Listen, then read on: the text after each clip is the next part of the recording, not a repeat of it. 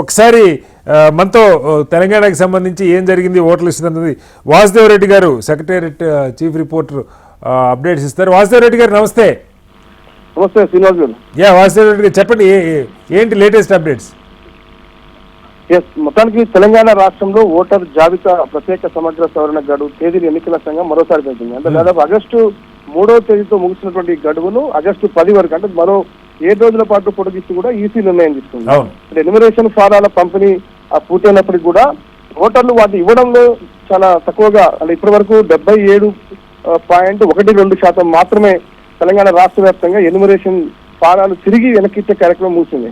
కాకపోతే హైదరాబాద్ లో చూసినట్లయితే చాలా తక్కువగా, అంటే హైదరాబాద్ నగరంలో 56.31%, రంగారెడ్డి జిల్లాలో 63.43%, ఇక మేడ్చల్ మల్కాజ్గిరి జిల్లాలో చూసినట్లయితే 61.37% మాత్రమే ఎలిమినేషన్ ఫారాలు పూర్తయ్యాయి. కాబట్టి పూర్తిగా ఈ ప్రక్రియ పూర్తి కావాలంటే మరికొంత కాలం గడువు పెంచాలని వివిధ రాజకీయ పార్టీలు, మరోపక్క కొంతమంది వివిధ నగరానికి సంబంధించినటువంటి వివిధ వర్గాలు కూడా ఈసీని కోరుతున్న నేపథ్యంలో కూడా ఈసీ ప్రస్తుతం మీరు కీలక నిర్ణయం తీసుకుంది. ఎందుకంటే మనం చూస్తున్నాం జూన్ 25 నుంచి రాష్ట్రంలో ఓటర్ల జాబితా ప్రత్యేక సమగ్ర సవరణ జరుగుతూ ఉంది.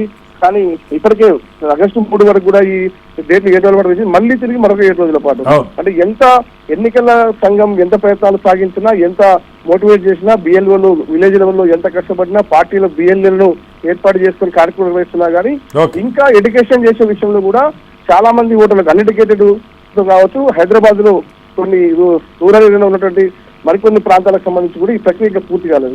కొన్ని చోట్ల కేవలం 56% మాత్రమే నమోదైన నేపథ్యంలో కూడా తిరిగి పెంచాల్సినటువంటి తప్పనిసరి పరిస్థితి ఏర్పడిన నేపథ్యంలోనే ఈసీ కీలక నిర్ణయం తీసుకుని మరొక 7 రోజుల పాటు కూడా ఎలిమినేషన్ ఫారాలు తిరిగి ఇచ్చేందుకు గడువు పెంచడం జరిగింది. రైట్ రైట్ వెంకటరెడ్డి గారు, థ్యాంక్ యూ వాసుదేవ్ రెడ్డి గారు. ఒకసారి